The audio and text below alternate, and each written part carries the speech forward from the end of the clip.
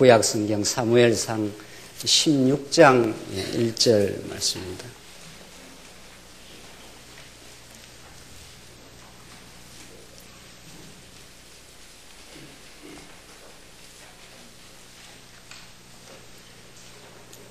우리 하나님 말씀 구약성경 사무엘상 16장 1절 말씀입니다. 이 찾으신 줄 알고 봉독 드리겠습니다. 여호와께서 사무엘에게 말씀하시기를 내가 사울을 버려 이스라엘의 왕이 되지 못하게 하였는데 내가 언제까지 사울을 위하여 슬퍼하고 있겠느냐. 너는 너의 뿔에 기름을 채워 가지고 가거라. 내가 너를 베들레헴의 이새에게 보낼 것이니 이는 내가 그의 아들 중에서 한 왕을 예비하여 두었기 때문이다 하시므로 사무엘이 말하기를 어떻게 제가 갈 수 있겠습니까? 사울이 들으면 저를 죽일 것입니다 라고 하니 여호와께서 말씀하시기를 너는 암염소를 끌고 가서 내가 여호와께 제사 드리러 왔다 하고 제사의 이새를 초청하여라. 내가 행할 일을 내가 가르칠 것이니 너는 내가 내게 말하는 자에게 나를 위하여 기름을 부어라 하셨다. 3절까지 봉독 드렸습니다. 우리는 오늘 지난 주간 이어 사무엘 상에 기진되고 있는 통치 언약을 이루어 가시는 우리 하나님에 대한 계시의 말씀을 우리가 확인하고자 합니다. 지금까지 1장부터 15장까지 내용은 하나님께서 다윗 왕국을 세우는 그 준비의 과정을 마지막 사사, 칠흑같이 어두운 사사기 시대를 이제 서서히 막을 내리고 마지막 사사 사무엘을 하나님이 기적과 같은 놀라운 방법으로 출생케 하셔서 이제 새로운 시대를 하나님께서 준비시켜 갈 뿐 아니라 인간들의 어리석은 요구대로 세운 사울왕, 하나님을 모르는 타락하고 부패한 인간들의 그 상징, 우리의 옛사람의 또 상징이기도 한 사울왕을 하나님이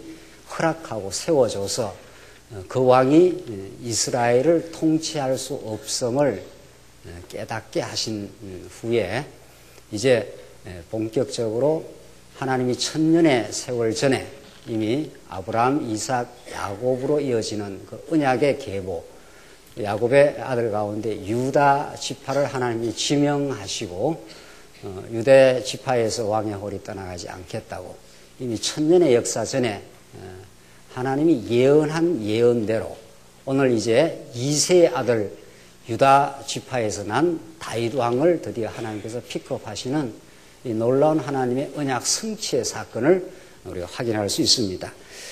기독교는 무슨 철학 나부랭이가 말하는 관념도 아니고 무슨 이론이 아닙니다. 단순한 인간의 이성이 만드는 이론이 아니라 하나님의 실존이요, 하나님이 살아 계심이요, 그가 발언한 그 언약이 그대로 역사 가운데 어김없이 성취해 나가는 오늘 이 자리까지도 하나님이 땅끝까지 복음이 전파되게 할 것이다.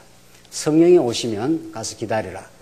내가 성령을 부어주어 너희로 하여금 복음의 증인이 되게 해서 예루살렘과 유다와 사마리아와 땅끝까지 이르러 복음의 증인이 되게 해서 이 땅 위에 하나님의 나라를, 교회를 실현하시겠다고 하는 그 언약대로 오늘 여러분과 저에게 복음이 들려오고 오늘 이 하나님 나라인 교회가 성취되는 하나님 살아계심의 현장입니다. 이것이 생명이요, 하나님의 움직이는 행동이요, 하나님이 행하실 일이라. 우리는 기독교를 그렇게 이 시대에 특별하고 놀라운 언약 성취의 말씀을 통해서 우리는 그렇게 이 복음을 이해하고 받아들이고 감격하고 그렇게 살아갑니다. 오늘 본문 말씀이 구약에 나타나는 한 사건이지만 이것은 보편적 복음의 원리로 하나님이 도대체 어떠하신 분인가로 우리에게 생생한 방식으로 나타나고 있습니다. 오늘 16장부터 사무엘 하 10장까지 나타나는 것은 하나님께서 다윗 왕국을 드디어 준비 과정을 거쳐 건립하시겠다.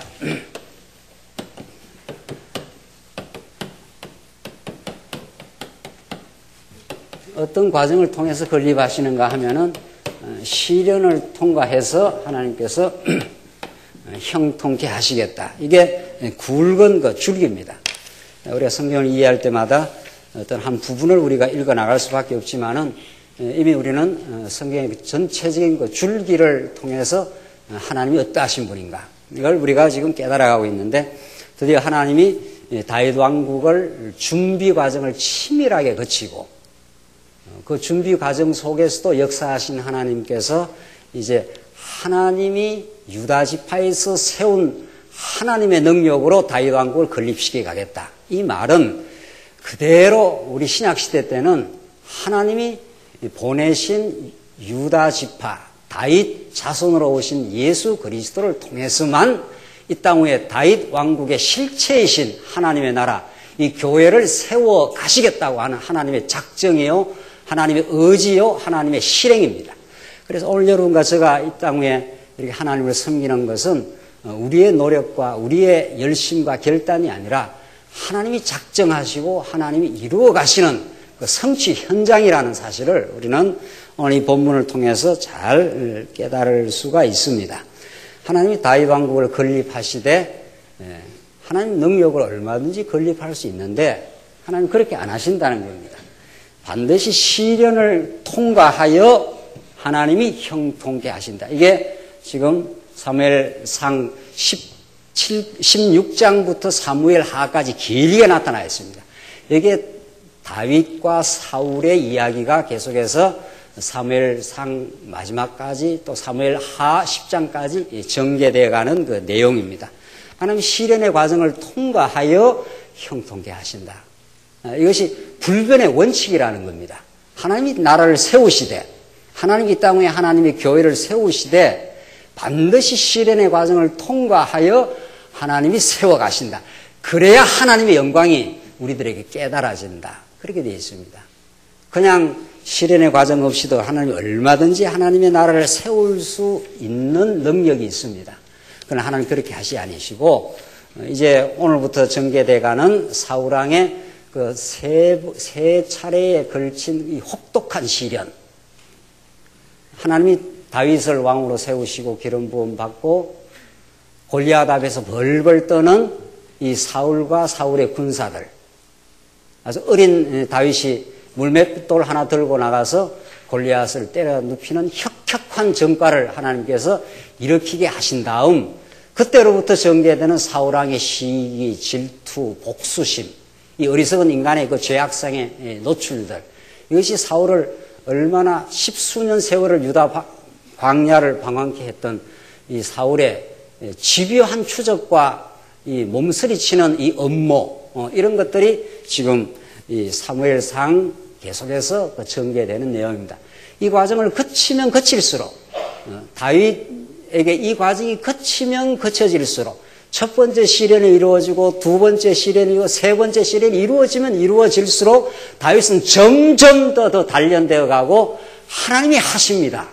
하나님이 내 인생을 지켜주셨습니다. 하나님이 나를 예선하신 대로 나를 왕으로 당신이 세웠습니다. 라고 깨닫게 되는 그 놀랍고 기이한 역사를 우리는 이 사무엘상에서 확인할 수가 있습니다. 정말 하나님이 하십니다. 하나님이 우리 교회를 세우십니다. 구약의 다윗 왕국을 세워 가시듯이 하나님이 어떻게 세워 가시는지를 우리는 이제 차근차근 그 첫 번째 시련 과정을 살펴가십시다. 여호와께서 이제 함께 하시는데 16장에서 18장 5절까지입니다. 하나님이 함께 하셔서 다윗 왕을 어떻게 세우는가 16장 1절 보십시다. 1절로 5절 사무엘이 여호와의 말씀을 듣고서 이새에게 이제 찾아갑니다. 여호와께서 사무엘에게 말씀하시기를 내가 사울을 버려 이스라엘 왕이 되지 못하게 하였는데 내가 언제까지 사울을 위하여 슬퍼하고 있겠는가. 이 사무엘이 많이 낙심을 했습니다. 하나님이 사울을 버렸다는 소식 또 사울이 이스라엘의 왕이 될 수 없이 불순종한 어리석은 모습들 이것을 보면서 사무엘이 슬퍼했는데 하나님이 사무엘에게 등장해서 언제까지 슬퍼하겠느냐 너는 너의 뿔에 기름을 채워 가지고 가거라 내가 너를 베들레헴의 이새에게 보낼 것이니 드디어 하나님의 약속의 성취 장면인데 내가 너를 베들레헴의 이세에게 보낼 것이니. 이 아주 중요한 그 퀴즈 아닙니까? 베들레헴이 어느 지경입니까? 유다 지파에 속한 그 성읍이 베들레헴입니다. 그러니까 다윗 왕이 유다 지파에서 나타난 다윗 왕이 아무 지역에서나 나타나는 것이 아니라 유다 지파에 속한 성읍 베들레헴에서 이제 다윗 왕이 그 출현하도록 하나님이 하신다. 뭐 이런 뜻이죠. 그러니까 우리는 너무 이 내용을 잘 알고 있는데 하나님 유다 지파에게 야곱의 12아들 가운데 유다 지파 가운데에서 나타난 다윗. 이제 한번 교육 보조 재료로서는 이 사울은 베냐민 지파니까 아무리 사울이 많은 세력 있는 사람들, 힘 있는 사람들을 우리 지난 시간에 확인한 대로 그 주변에 끌어모았지 않습니까? 사울 주변의 세력가들을, 힘 있는 자들을 많이 끌어모은다고 나라가 되는 게 아니다. 이런 거죠. 사울과 다윗은 얼마나 그 대조가 됩니까? 다윗은 뭐 끌어모은 적도 없고, 다윗은 그냥 집안에서 아마 왕따인가 봐요. 그러니까 저기 8아들 가운데 제일 막내 아들로 그냥 양치기 하면서 그렇게 또 이제 사무엘이 기름 부을 때도 엘리압을 보니까 곧 나타나는데 저 사람이 왕인가 보다 이렇게 했지 않습니까? 말째 아들이니까 잊혀진 아들. 그러니까 어디 뭐 아들 가운데 보이지도 않는 아들. 그러나 사울은 어깨 위나 하나 크고 사람들을 많이 힘 있는 사람들을 모아서 아주 기세등등한 그런 왕입니다. 그러나 하나님의 뜻은 여기에 있는 거죠. 하나님 유다 지파에서 하나님께서 왕을 보내어 내가 나라를 세우겠다 이렇게 예언한 대로 1000년의 세월을 하나님께서 잊어버리지 않고 이게 놀라운 사건입니다. 하나님 기억이 망각되질 않습니다. 우리는 했다가도 잊어버리고 이렇게 정했다가도 뒤집기도 하고 입장이 바뀌면 이런 것이 우리 인간의 보편적 모습이지만은 하나님은 한 번 그렇게 정해놓고 1000년 세월이 지나도 잊지 않고 내가 유다 지파에서 왕을 세우겠다 한 대로 하나님이 오늘 이 본문에서 나타나는 또 내가 베들레헴 이세에게 보낼 것이니 유다 지파의 성읍이 있는 베들레헴 이세에게 내가 너를 보낼 것이다. 이렇게 하나님이 1000년 세월을 지나 이렇게 내가 이루겠다 이런 뜻이죠. 기독교는 무슨 관념이 아니라 사람이 생각으로 이렇게 사물이 이렇게 되어 있을 것이다 이런 게 아니라 하나님 내가 행하시겠다 이런 뜻이죠. 하나님이 행하셔서 여러분과 저를 이 자리에까지 오게 약속대로 하나님 밀어붙인 거죠. 그걸 우리가 느끼고 정말 하나님 살아계십니다. 어쩌다 내가 이렇게 예수를 믿고 어쩌다 왕 되신 그리스도의 통치 속에 있게 되었는지 이건 우리가 행한 우리가 작정하거나 우리가 계획한 일이 아니다. 하나님이 계획하신 유다 지파에서 왕이 나온다 한 대로 이제 다윗을 세우는 장면입니다. 이게 하나님이 살아계심이라는 거죠. 그러니까 다윗이 왕이 되었다는 게 중요한 게 아니라 약속대로 왕을 하나님이 세웠다. 이게 중요한 거죠. 내가 이 왕을 세우지 않느냐? 봐라. 내 능력으로 세우지 않느냐? 이것을 지금 오늘 이 본문을 통해서 보여주는 겁니다. 사무엘이 말하기를 어떻게 제가 갈 수 있겠습니까? 사울이 들으면 저를 죽일 것입니다. 라고 하니 지금 사무엘이 굉장히 그 위협을 느낍니다. 왜냐하면 지금 실세는 누굽니까? 사울이에요. 사울은 많은 지금 힘 있는 사람들을 끌어모았고 실세로서 등장해서 지금 나라를 통치하고 있는 장면. 자기 마음대로 제사를 드리고 이렇게 자기 월권을 행하면서 지금 어리석게 지금 하는 지금 사무엘은 나이 많이 들었고 지금 기름을 붓는다는 그 왕을 세우겠다는 건데 사울 편에서 보면 반역을 행하는 거죠. 사울 편에서. 사울이 지금 실세로서 지금 등장해서 왕권을 지금 통치하고 있는데 다른 왕을 세운다는 건 사울 편에서는 이 반역이고 하나님 편에서는 그게 반역 반대가 뭡니까? 이 정력인지 제대로 된 일을 지금 하고 있는 거예요. 그러니까 사무엘이 지금 두려움을 느낍니다. 오히려 참 사무엘이 지금 이게 노회한 선지자요 제사장이요 하나님의 인도를 느꼈던 이 사무엘인데도 지금 사울의 기세등등한 이 틈바구니 속에서 다윗이 단련이 되어 갑니다. 하나님이 다윗을 세워 가시는 이 기묘한 역사를 우리는 이 사무엘 상하를 보고 알 수 있고, 나중에 시편에서 다윗이 얼마나 하나님을 찬양하는지 모릅니다.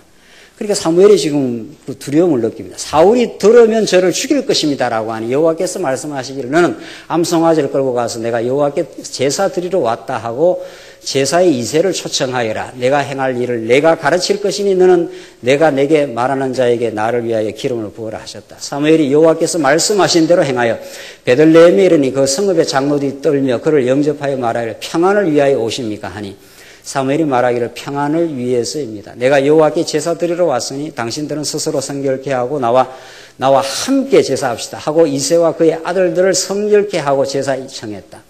그들이 왔을 때 사무엘이 엘리압을 보고 생각하기를 과연 여호와의 기름 부음을 받을 자가 그분 앞에 있구나 하였으나, 이게 사무엘도 착각을 한 거죠. 엘리압이 아주 덩치가 크고 구약에는 막 키가 크면 뭐 잘 좋은가 봐요. 사무엘도 막 어깨 위나 키가 하나 컸더라. 그러니까 백성들이 전부 사울이 우리 왕이 될 수 있다. 우리를 다스려 줄 수 있다. 이렇게 생각을 한 거 아니에요. 사람의 생각과 하나님의 뜻이 얼마나 다른가. 지금 엘리압도 마찬가지입니다.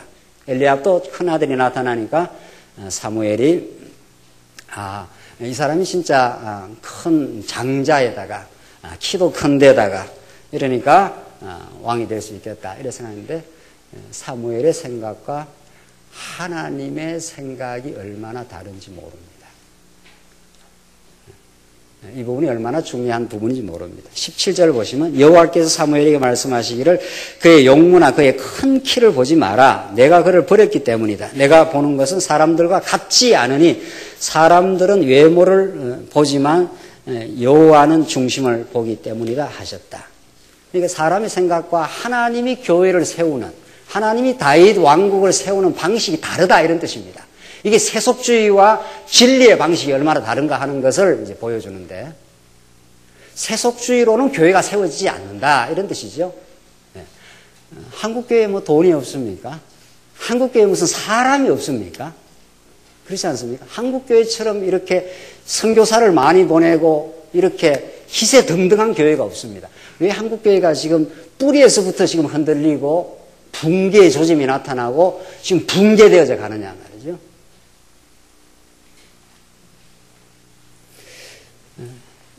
고린도전서 말씀을 보면은 고린도 교회 성도들이 복음을 받아들였지만 아직 깊이 받아들이지 못하고 많이 성장하지 못했습니다. 사도 바울이 그 갈등하는 고린도 교회를 바라보면서 너희 가운데 문벌 좋은 자들이 많지 않도다.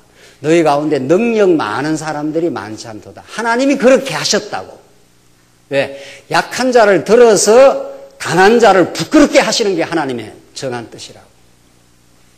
어리석은 자를 들어서 하나님의 지혜로 채워서 하나님의 지혜로 교회를 세운다는 걸 깨닫게 하시려고 너희들을 그렇게 만들었다. 이게 고린도전서에서 십자가에 너희 유대인들은 표적을 구하고 헬라인들은 세상의 지혜를 구하지만 나는 십자가에 매달린 그리스도를 전하노라. 이렇게 바울이 말해요. 십자가라는 게 뭡니까? 다 유대인들이 꺼리끼게 생각하는 겁니다. 헬라인들은 저게 가짜라고 생각하는 거예요. 저거 지혜가 아니다. 하나님의 아들이 어떻게 저렇게 비참하게 연약하게 죽느냐는 겁니다. 그러나 그 속에 하나님의 능력이 담겨 있고 그 십자가의 도안에 하나님의 지혜가 담겨 있는 줄은 세상은 알지 못했다.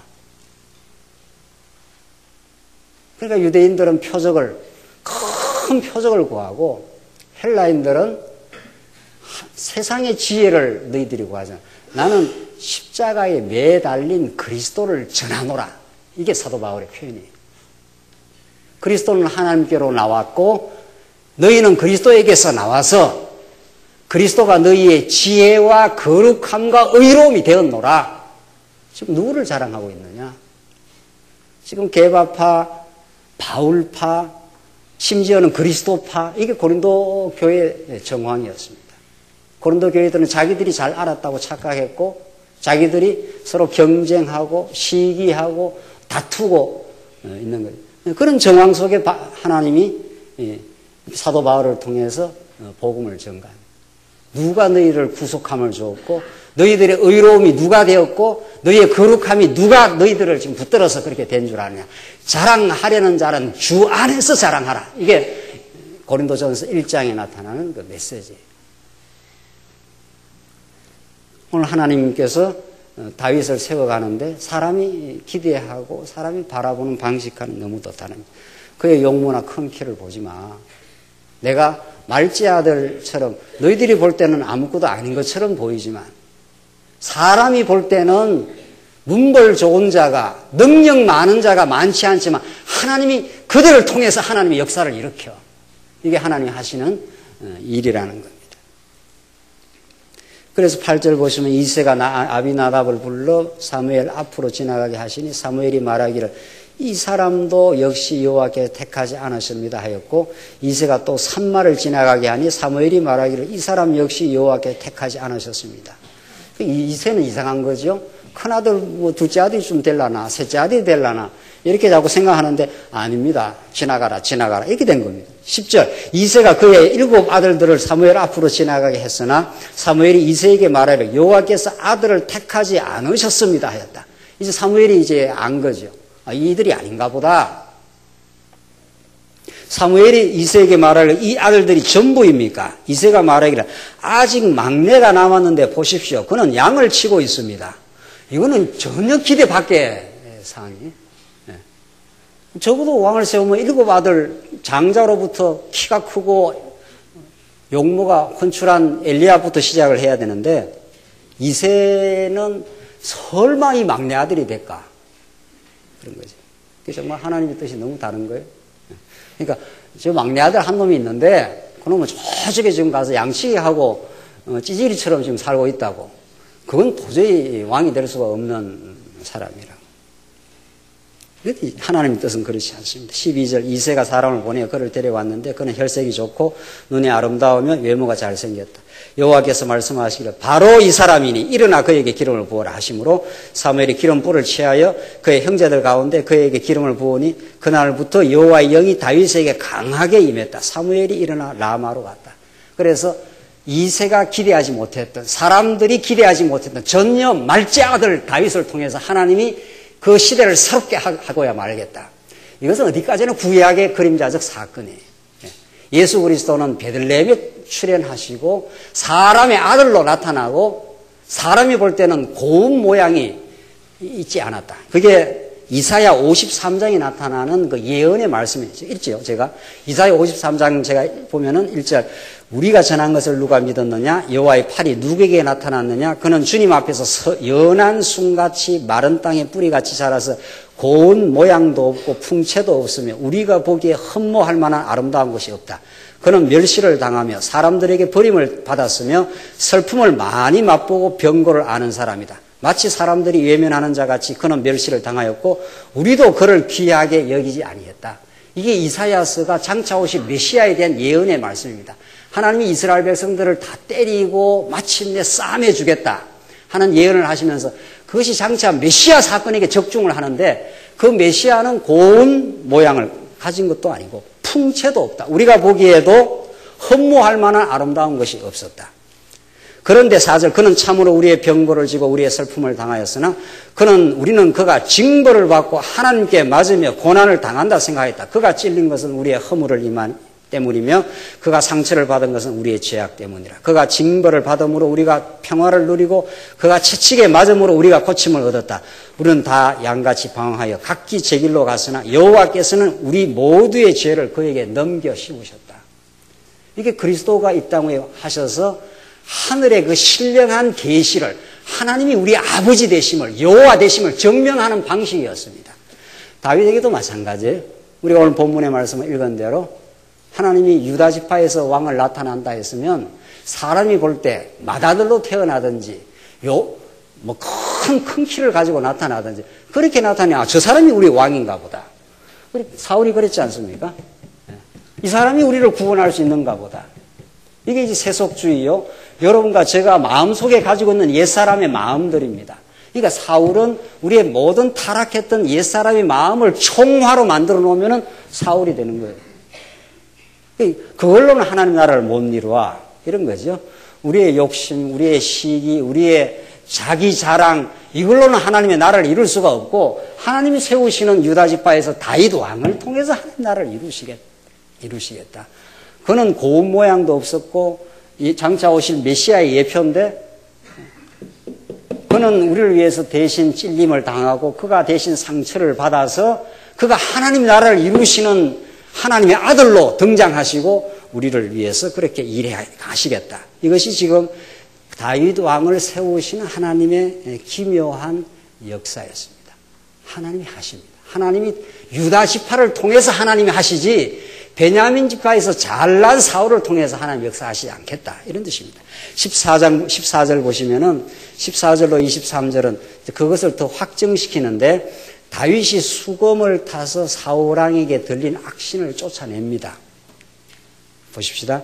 여호와의 영이 사울에게서 떠나자 하나님께서 부리시는 악한 영이 그를 괴롭게 하셨으므로. 놀랍지 않습니까? 하나님이 악한 영도 다 부리신다는 거죠. 하나님이 진리로 역사하지 않으면 사울의 몰골이 되는 거죠.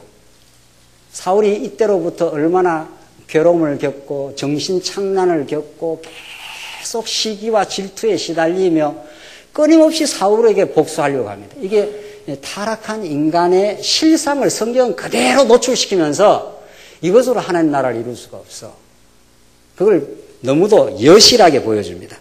그런데 그 괴로움을 잠시나마 누가 이 괴로움을 없애줍니까? 사울이 그렇게도 죽이려고 하는 누가? 그 다윗이 사울의 그 고통을 잠시라도 풀어주는 역할을 합니다. 그러니까 하나님은 사울은 낮추시고 사울은 괴로움을 겪게 하시고 하나님이 세우는 다윗을 하나님이 부각을 시켜 나가겠다. 이런 뜻입니다. 지금 보시면 15절 사울의 종들이 그에게 말하였다. 보십시오. 여호와께서 부리시는 악한 영이 왕께 괴로움을 주고 있으니 부디 우리 주께서는 앞에 있는 주의 신복들에게 말씀하셔서 수금을 탈 줄 아는 사람을 구하게 하십시오. 하나님께서 부리시는 악한 영이 왕께 임할 때 그가 손으로 연주하면 왕께서 나으실 것입니다. 사울이 그의 신복들에게 말하기를 너희는 나를 위하여 수금을 잘 타는 자를 찾아서 나에게 데려오느라 하니 젊은 종들 가운데 한 사람이 대답하여 말하기를 보십시오. 제가 베들레헴 이세의 한 사람을 보니 그는 수금을 연주할 줄 알고 힘센 용사이며 전쟁에 능한 사람이고 말을 잘하며 준수한 사람으로 여호와께서 그와 함께 하십니다.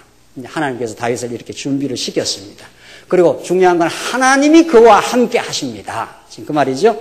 그래서 19절 사울이 이새에게 전령을 보내어 말하기를 양떼와 함께 있는 내 아들 다윗을 내게로 보내라 하니 이새가 떡과 포도주 한 가죽 부대와 염소 새끼 하나를 나귀에 싣고 그의 아들 다윗의 손에 들려 사울에게 보냈다. 다윗이 사울에게 이르러 그 앞에서 섬기게 되었는데 사울이 그를 매우 사랑하였으므로 다윗이 그의 무기들을 드는 사람이었다. 처음에는 사울의 신복처럼 되어가지고 사울이 괴로움을 겪을 때마다 수금을 잘 타고 좋은 음악을 잘 연주해가지고 사울의 그 정신적 고통을 이제 풀어주는 그 역할을 한 겁니다. 그래서 22절